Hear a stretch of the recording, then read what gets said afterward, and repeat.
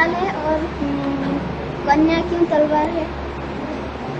Student, why have the mothers been called shield and the maidens been called sword?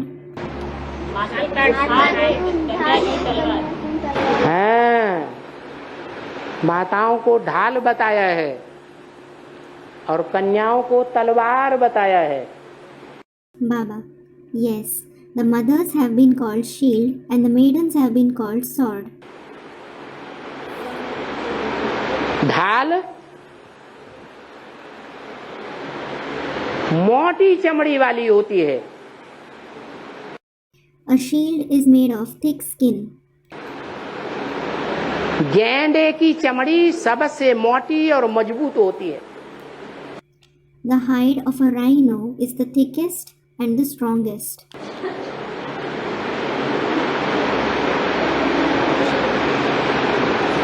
तो माताओं को ढाल बताया है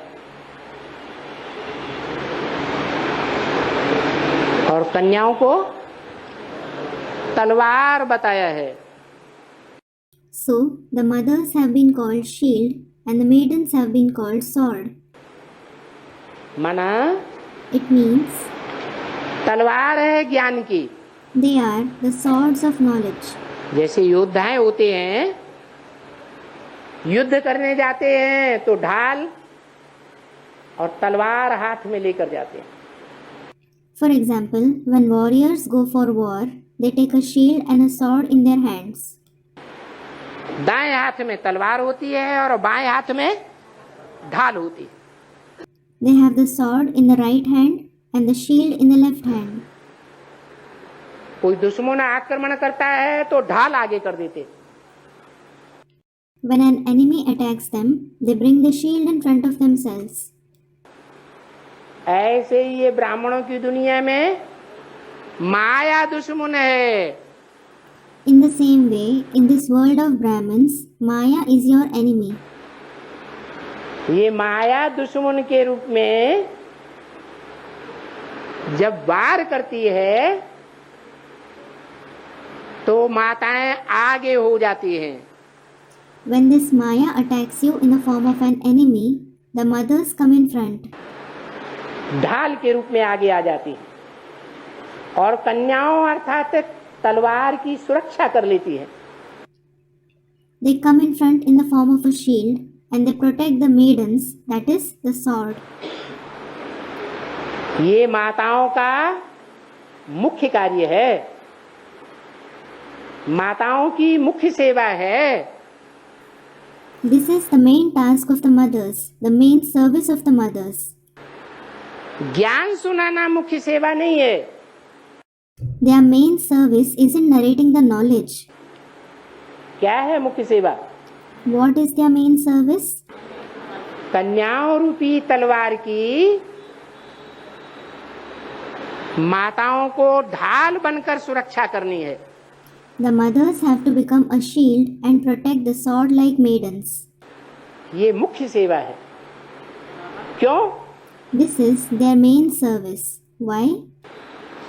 क्योंकि माताओं की बुद्ध रूपी चमड़ी मोटी होती है।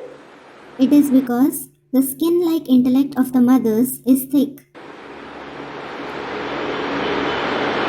बच्चे पैदा करते करते पेट से बच्चे पैदा किए ना, Because of giving birth to children, they gave birth to children through their womb, didn't they? तो सारी बुद्धि उन बच्चों के मोह में फंस जाती है। So, their entire intellect gets entangled in the attachment of those children. बुद्धि पवित्र रहती है या अपवित्र हो जाती है? Does their intellect remain pure or does it become impure? बुद्धि अपवित्र हो जाती है। Their intellect becomes impure. तो ये मोटी चमड़ी की ढाल हैं माताएं। So, the mothers are the shield made of thick skin. जब कन्याएं ज्ञान सुनाती हैं तो माताओं को कभी बीच में इंटरफियर नहीं करना चाहिए। When the maidens narrate the knowledge, the mothers shouldn't interfere in between at all. क्या करना चाहिए? What should they do? है ढाल बनकर कन्याओं की सुरक्षा करनी है। They have to become a shield and protect the maidens. ज्ञान सुनाते समय उनके बीच में इंटरफियर नहीं करना है। They shouldn't interfere when the maidens narrate the knowledge. लेकिन मोस्टली ऐसा देखा जा रहा है कि माताएं अपना मुख्य सेवा का कार्य भूल जाती हैं। But mostly it is seen that the mothers forget their main service. कन्याएं कोर्स देती रहती हैं भाइयों को और माताएं The maidens keep giving course to brothers and the mothers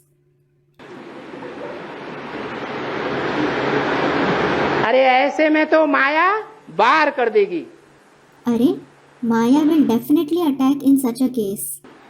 और ढाल अपना काम कर पाएगी? नहीं कर पाएगी। Then, will the shield be able to fulfill its duty? It won't. इसका पाप किसके ऊपर लगेगा? Who will be burdened by its sin? है माताओं के ऊपर पाप जाएगा। The mother will be burdened by it. वो मुख्य काम है माताओं का। It is the main duty of the mothers. माताएं भले यज्ञ का कोई काम न करें, इस बात की जिम्मेवारी ले लें। The mothers needn't do any work of the yajna. What responsibility should they take up? कन्याओं रूपी तलवार की सुरक्षा का